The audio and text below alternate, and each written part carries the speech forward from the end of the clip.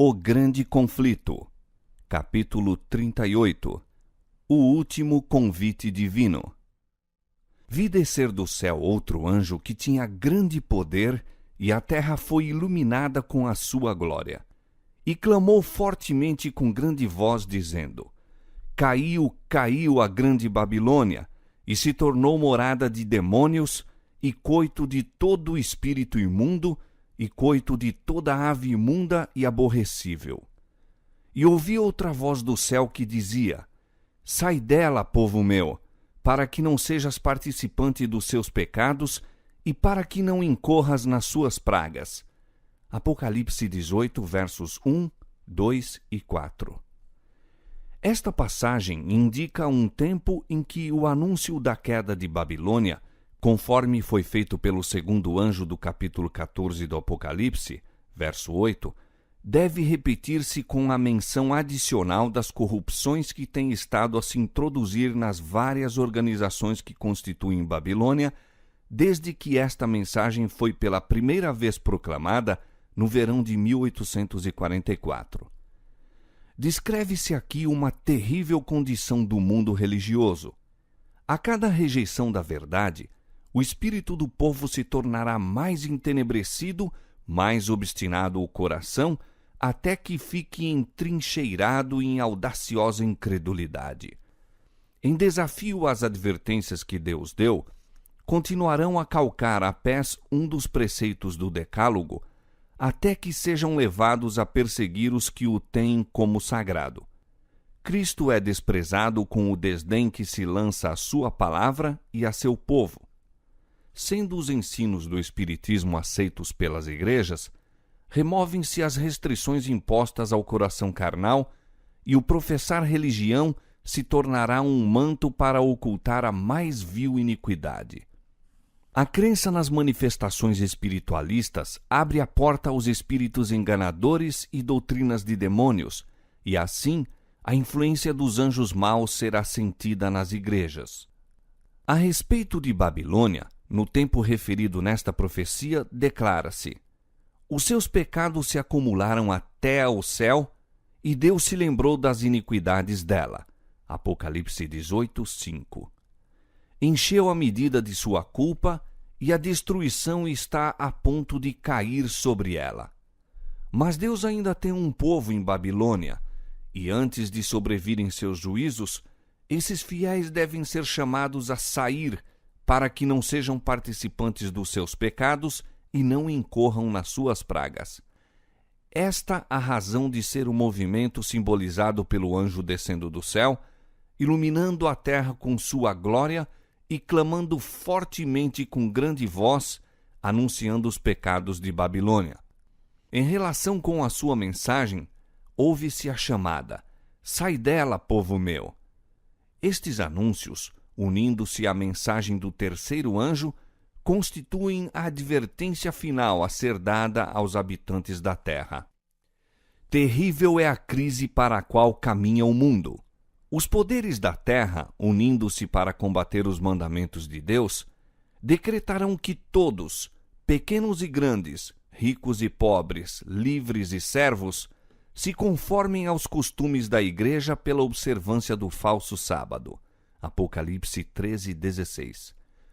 Todos os que se recusarem a conformar-se serão castigados pelas leis civis e declarar-se-á finalmente serem merecedores de morte. Por outro lado, a lei de Deus que ordena o dia de descanso do Criador exige obediência e ameaça com a ira divina todos os que transgredirem os seus preceitos. Esclarecido assim o assunto, quem quer que pise a lei de Deus para obedecer a uma ordenância humana, recebe o sinal da besta. Aceita o sinal de submissão ao poder a que prefere obedecer em vez de Deus. A advertência do céu é: se alguém adorar a besta e a sua imagem, e receber o sinal na sua testa ou na sua mão, também o tal beberá do vinho da ira de Deus, que se deitou, não misturado, no cálice da sua ira. Apocalipse capítulo 14, versos 9 e 10. Mas ninguém deverá sofrer a ira de Deus antes que a verdade se lhe tenha apresentado ao espírito e consciência e haja sido rejeitada. Há muitos que nunca tiveram oportunidade de ouvir as verdades especiais para este tempo.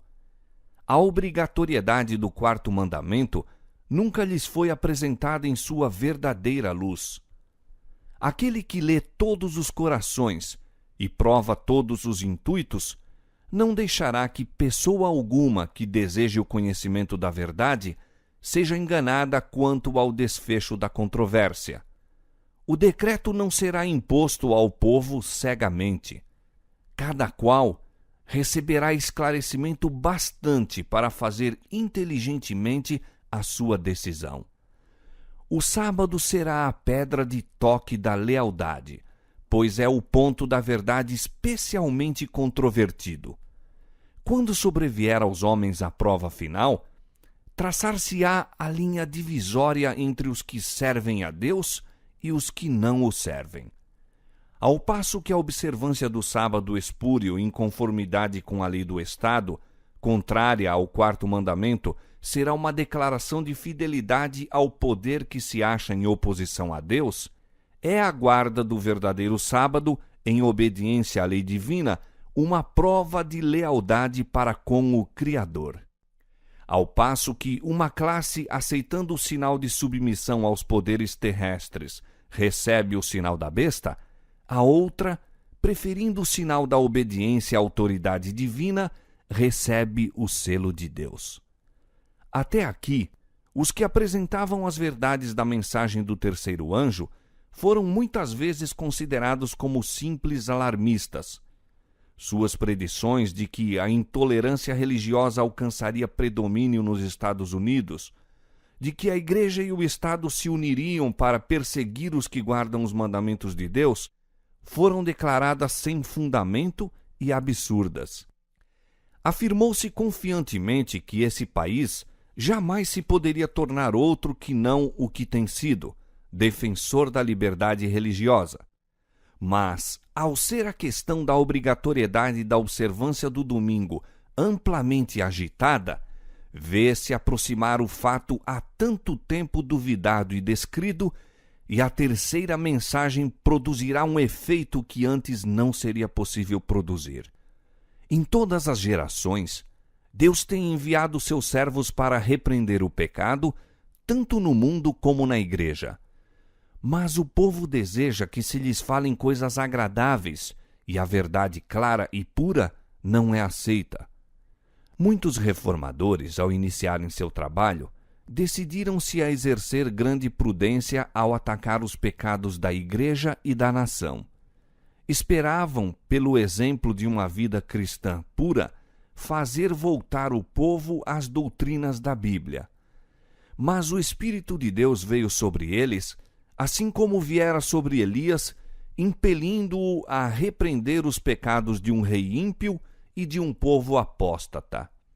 Não podiam conter-se de pregar as claras asserções da Escritura Sagrada, doutrinas que tinham sido relutantes em apresentar. Sentiam-se forçados a declarar zelosamente a verdade e o perigo que ameaçava as almas. As palavras que o Senhor lhes dava, eles as falavam sem temer as consequências, e o povo era constrangido a ouvir a advertência. Assim será proclamada a mensagem do terceiro anjo. Ao chegar o tempo para que ela seja dada com o máximo poder, o Senhor operará por meio de humildes instrumentos, dirigindo a mente dos que se consagram ao seu serviço. Os obreiros serão antes qualificados pela unção de seu espírito do que pelo preparo das instituições de ensino. Homens de fé e oração serão constrangidos a sair com zelo santo, declarando as palavras que Deus lhes dá. Os pecados de Babilônia serão patenteados. Os terríveis resultados da imposição das observâncias da Igreja pela autoridade civil, as incursões do espiritismo, os furtivos mais rápidos progressos do poder papal, tudo será desmascarado. Por meio destes solenes avisos, o povo será comovido. Milhares de milhares que nunca ouviram palavras como essas, escutá-las-ão. Com espanto ouvirão o testemunho de que Babilônia é a igreja, caída por causa de seus erros e pecados, por causa de sua rejeição da verdade enviada do céu a ela. Ao ir o povo a seus antigos ensinadores com a ávida pergunta: são estas coisas assim? Os ministros apresentam fábulas, profetizam coisas agradáveis, para acalmar-lhes os temores e silenciar a consciência despertada. Mas, visto que muitos se recusarão a satisfazer-se com a mera autoridade dos homens, pedindo um claro "assim diz o Senhor", o ministério popular, semelhante aos fariseus da antiguidade, cheio de ira por ser posta em dúvida a sua autoridade, denunciará a mensagem como sendo de Satanás e agitará as multidões amantes do pecado para ultrajar e perseguir os que a proclamam. Estendendo-se a controvérsia a novos campos, e sendo a atenção do povo chamada para a lei de Deus calcada a pés, Satanás entrará em ação. O poder que acompanha a mensagem apenas enfurecerá os que a ela se opõem. O clero empregará esforços quase sobre-humanos para excluir a luz, receoso de que ilumine seus rebanhos. Por todos os meios ao seu alcance, esforçar-se-á por evitar todo estudo destes assuntos vitais. A Igreja apelará para o braço forte do poder civil e nesta obra unir-se-ão romanistas e protestantes. Ao tornar-se o movimento em prol da imposição do domingo mais audaz e decidido, invocar-se-á a lei contra os observadores dos mandamentos.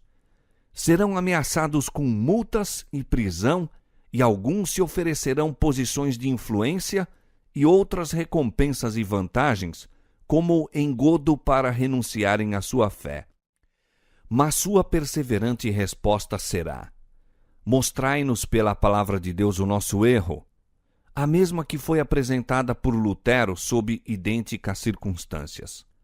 Os que forem citados perante os tribunais defenderão desassombradamente a verdade, e alguns que os ouvirem serão levados a decidir-se a guardar todos os mandamentos de Deus.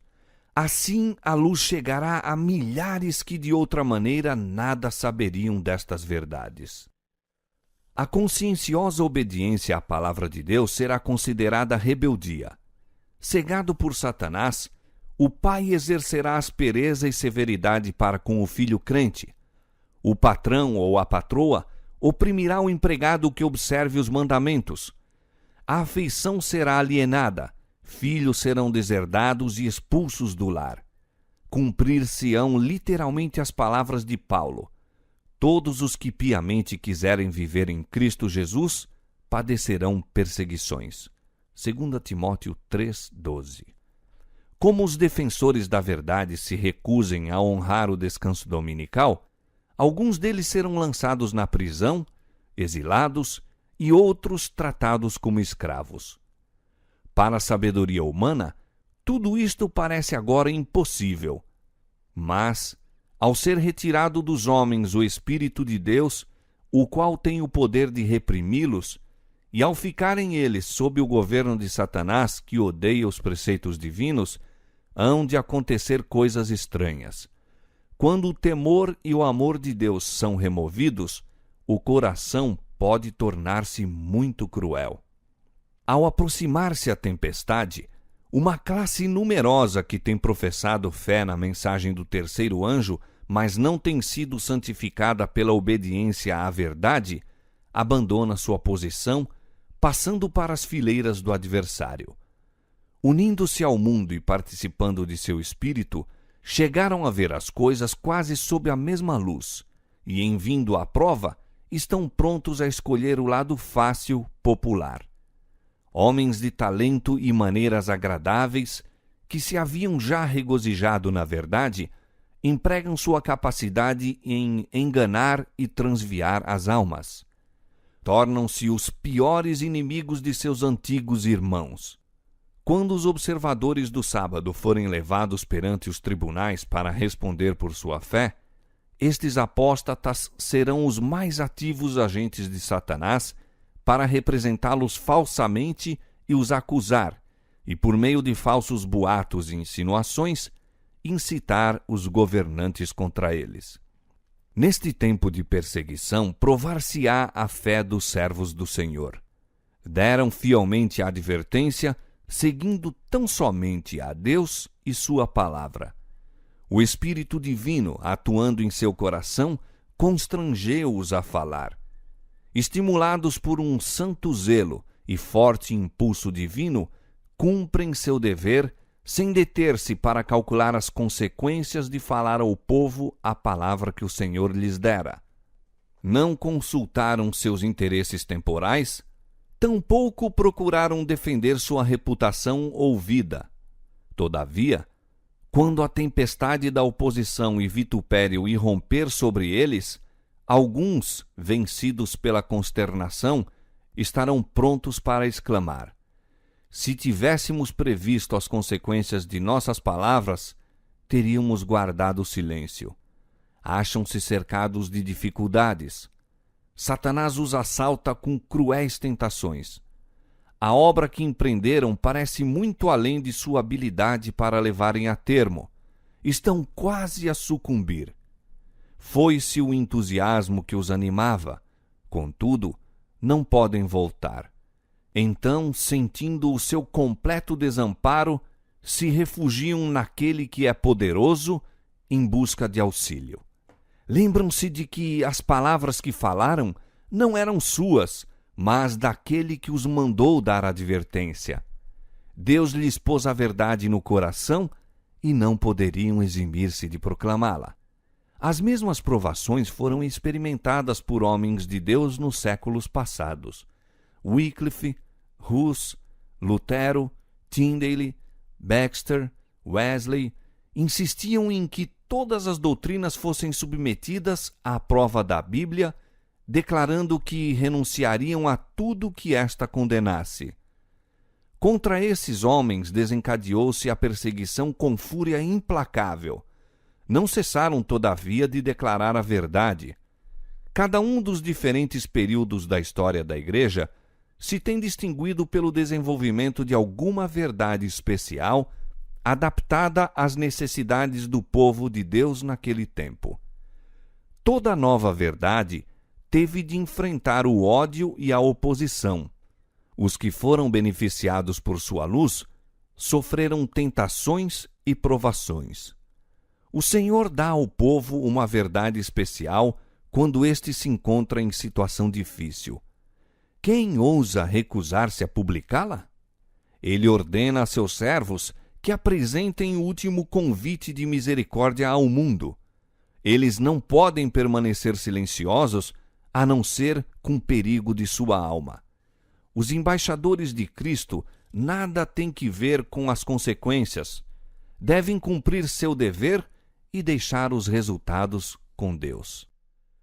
Assumindo a oposição caráter mais violento, os servos de Deus de novo ficam perplexos, pois lhe parece que eles motivaram a crise. Mas a consciência e a palavra de Deus lhes asseguram que sua conduta é correta, e conquanto continuem as provações, são fortalecidos para suportá-las. A luta se torna mais renhida e acirrada, mas a sua fé e coragem aumentam com o perigo. Seu testemunho é: não ousamos tentar alterações na palavra de Deus, dividindo a sua santa lei, dizendo ser essencial uma parte ou outra não, com o fito de alcançar o favor do mundo. O Senhor a quem servimos é capaz de nos livrar. Cristo venceu os poderes da terra. A recear-nos-emos de um mundo já vencido? A perseguição, em suas várias modalidades, é o desenvolvimento de um princípio que subsistirá enquanto existir Satanás e tiver o cristianismo poder vital. Ninguém poderá servir a Deus sem atrair contra si a oposição das hostes das trevas. Anjos maus o assaltarão, alarmados de que a sua influência lhes esteja arrebatando a presa. Homens maus, reprovados pelo seu exemplo, unir-se-ão àqueles procurando separar de Deus tal pessoa por meio de sedutoras tentações. Quando estas não surtem o efeito esperado, recorre-se ao poder compulsório para forçar a consciência. Mas, enquanto Jesus permanece como intercessor do homem no santuário celestial, a influência repressora do Espírito Santo é sentida pelos governantes e pelo povo. Essa influência governa ainda, até certo ponto, as leis do país. Não fossem estas, e a condição do mundo seria muito pior do que ora é. Conquanto muitos de nossos legisladores sejam ativos agentes de Satanás, Deus também tem os seus instrumentos entre os principais homens da nação. O inimigo incita seus servos a que proponham medidas que estorvariam grandemente a obra de Deus. Mas estadistas que temem o Senhor são influenciados por santos anjos para que se oponham a estas propostas com argumentos irretorquíveis. Assim, um pugilo de homens sustará poderosa corrente de males. A oposição dos inimigos da verdade será restringida a fim de que a mensagem do terceiro anjo possa efetuar a sua obra. Quando for dada a advertência final, prenderá a atenção das pessoas influentes por meio de quem o Senhor está agora a operar, e algumas delas a aceitarão e manter-se-ão com o povo de Deus durante o tempo de angústia. O anjo que se une na proclamação da mensagem do terceiro anjo deve iluminar a terra toda com a sua glória. Predisse com isto uma obra de extensão mundial e de extraordinário poder. O movimento adventista de 1840 a 1844 foi uma manifestação gloriosa do poder de Deus. A mensagem do primeiro anjo foi levada a todos os postos missionários do mundo e, em alguns países, houve o maior interesse religioso que se tem testemunhado em qualquer nação desde a reforma do século XVI. Mas isto deve ser superado pelo poderoso movimento sob a última advertência do terceiro anjo. Esta obra será semelhante à do dia de Pentecoste. Assim como a chuva temporã foi dada no derramamento do Espírito Santo no início do Evangelho para efetuar a germinação da preciosa semente, a chuva serôdia será dada em seu final para o amadurecimento da seara. Conheçamos e prossigamos em conhecer o Senhor, como a alva será a sua saída, e ele a nós virá como a chuva serôdia que rega a terra. Oséias 6, 3.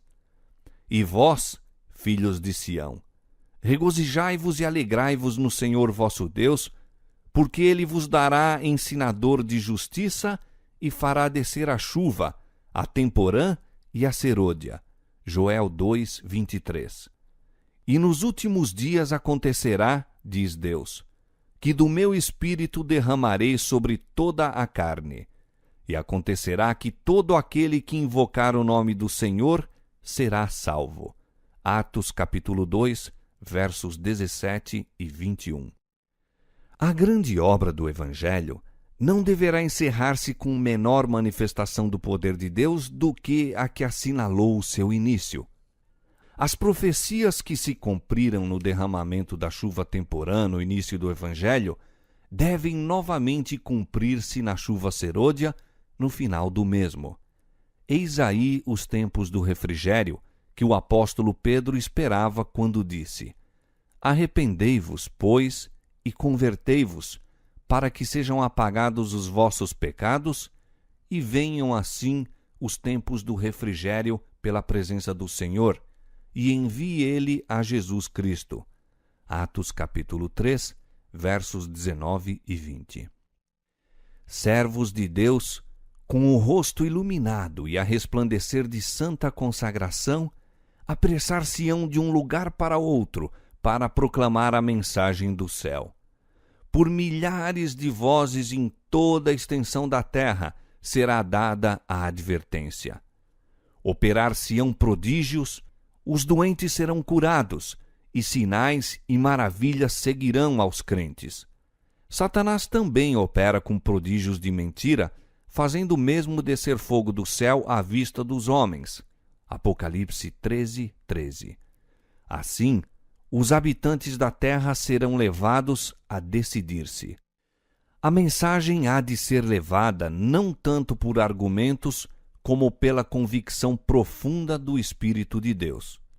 Os argumentos foram apresentados. A semente foi semeada e agora brotará e frutificará. As publicações distribuídas pelos missionários têm exercido sua influência. Todavia, muitos que ficaram impressionados foram impedidos de compreender completamente a verdade ou de lhe prestar obediência. Agora, os raios de luz penetram por toda a parte. A verdade é vista em sua clareza e os leais filhos de Deus cortam os liames que os têm retido. Laços de família, relações na igreja são impotentes para os deter agora. A verdade é mais preciosa do que tudo mais. Apesar das forças arregimentadas contra a verdade, grande número se coloca ao lado do Senhor.